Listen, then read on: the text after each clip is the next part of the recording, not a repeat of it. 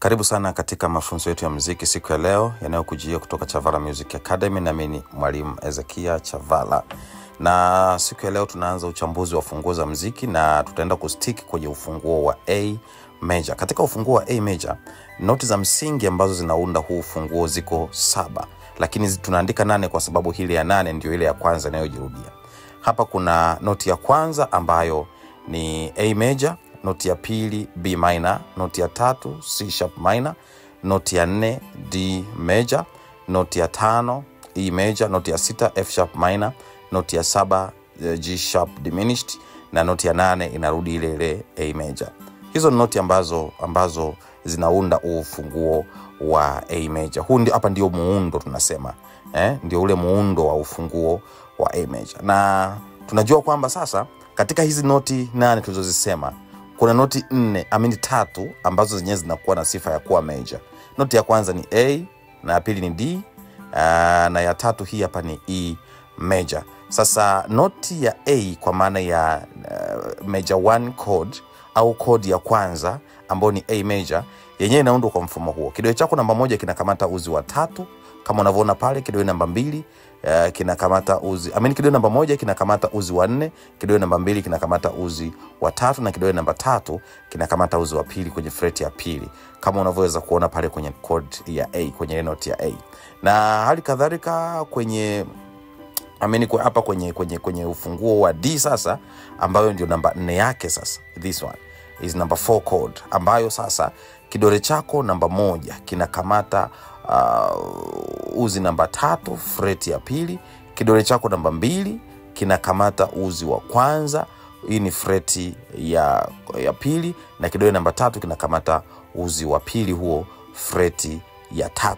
Hii hapo ndio chord inayoitwa D major chord, ambao ni namba 4 katika ufunguo wa A major. Kumbuka kwamba hizi nazozungumzia major chord, na chord ya 5 kwa maana namba 5 katika ufunguo wa EA utakutana na E major, ambayo yenyewe sasa kidole chako namba 1 kitakamata uzi wa 3 pale fret ya kwanza, kidole namba 2 kinakamata uzi wa 5 fret ya pili, na kidole namba 3 kinakamata uzi ule ni wa 4 fret ya pili. Sasa huu hapo ni ufunguo wa E major kwa maana ya chord ya E major, ambazo hizi kwa pamoja zote 3 sasa zinakutengenezea major chords ambazo zinapatikana katika ufunguo wa A major. Sasa hapa kuna progression tofauti ambazo unaweza ukaamua kuzitumia kwa ajili ya kuweza kufanya mazoezi ya kujifunza namna ya kuweza kupiga ufunguo wa A major. Hapa kuna namba 1, namba 4, namba 1 na namba 5. Tafsiri yake ni nini? Tafsiri yake hapa ni kwamba utaenda na 1, utaenda 4, utaenda 1, utaenda 5, kwa maana ya kwamba 1 plus 4 plus 1 plus 5. Hiyo itakusaidia wewe kuweza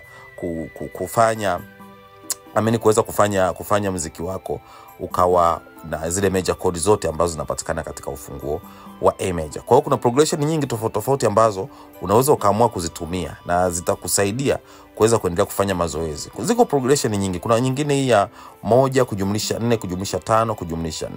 Tafsiri yake ni nini? Tafsiri yake ni kwamba unachukua ufunguo 1 kwenye A ni A major, alafu namba 4 ni D major, namba 5 ni E major, na namba 4 pia yenyewe ni D major. Kwa maana yake kwa progression ya kwanza inakuwa namna hiyo.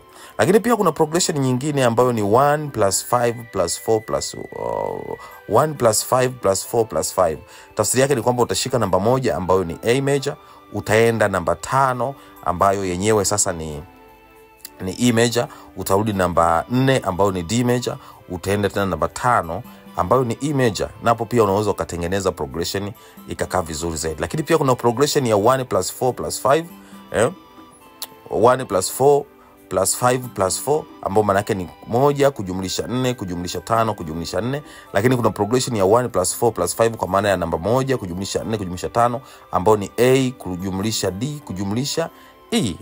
Alafu na progression ya 1 plus 5 plus 4 plus 5, ambayo maana yake ni A kujumlisha E kujumlisha D kujumlisha E, na yenyewe pia ni progression ambayo unaweza kuifanya. Na lastly unaweza kufanya pia progression ya 1 plus 4 plus 4 plus 5 kwa maana ya 1 kwenye A D then D then E, na yenyewe pia ni progression nyingine ambayo unaweza kuifanya katika mzunguko wa A major. Kumbuka kwamba hapa tunajaribu kukuelezea progression tofauti tofauti au mizunguko tofauti tofauti ambayo unaweza kuitumia kuicheza katika ufunguo wa A major.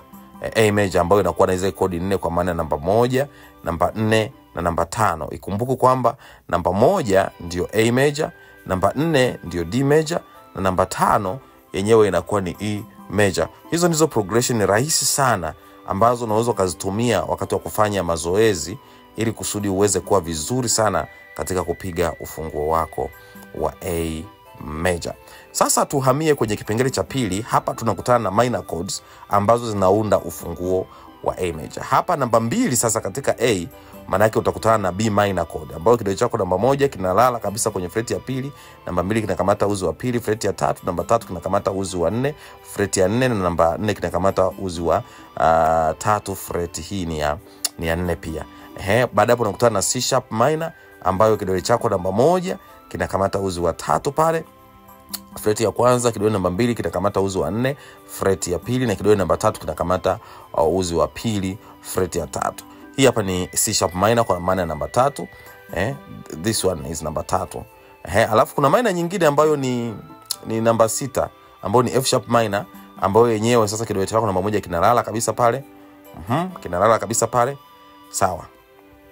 Kidole chako kinalala pale kwenye freti ya pili, alafu vidole vyako viwili vitakamata pale kwenye uzi namba 5 na namba 4 kwenye freti ya 4. Hivi ndivyo ambavyo unaweza kucheza na minor chords ambazo zinapatikana katika ufunguo wa A major. Kumbuka namba 2 ni B minor, namba 3 ni C sharp minor, alafu namba 4 unakutana na D major, alafu namba 5 utakutana na E major, namba 6 sasa ndio inakuja kukaa hapa hii F sharp minor, hiyo inaonekana pale F sharp minor ile pale sasa ndio namba 6 ambayo yenyewe sasa inakaa katika ile scale ya do re mi fa so la ti do, maana yake noti ya la, maana yake la kwa maana namba 6 ndio ambayo inatengeneza hiyo noti ya F sharp minor. Kumbuka kwamba haya ni muendelezo wa mafunzo ambayo naendelea kuyatoa kutoka Chavara Music Academy, na yatakusaidia sana kuweza kutengeneza skills nzuri zitakazo kufanya uwe mpigaji bora sana wa keyboard au wa gitaa. Na bila kujua hizi formula unaweza kujikuta kwamba wewe ni mpigaji lakini bado kuna vitu vingi vitakuwa vina miss katika maisha yako. Kwa hiyo ni muhimu sana ukajua namna ya kuweza kucheza na hizi noti, namna ya kucheza na hizi chord, kwa sababu kila namba hapa ina kazi yake. Yaani namba 1 ina kazi yake, namba 2 ina kazi yake, namba 3 na mpaka namba 6 hii zote zina kazi zake katika muziki. Kwa hiyo usidharau kitu chochote. Hivi vitu ambavyo unajifunza ndio msingi. Hapo utakusaidia kuweza kupiga zile do re mi fa so la ti do ukiziunganisha noti zote 7 kwa pamoja. Ukishaziunganisha noti zote 7 kwa pamoja, at the end of the day unakuja kujikuta umekuwa ni mwanamuziki bora sana. Kumbuka kwamba hata kama ni solo bado tunapiga kwenye mizunguko hii yote ya do re mi fa so la ti do. Hapa unakutana pia na diminished chords. Hii ni kitu kingine, nguzo nyingine ambayo inaunda major chord, inaunda ufunguo wa muziki. Hapo unakutana na diminished chord ambazo zenyewe sasa waga zinakuwa namba 7. Kuna G sharp diminished, alafu kuna G sharp diminished 7. Waga napenda kuitumia G sharp diminished 7 kwa sababu yenyewe ni rahisi.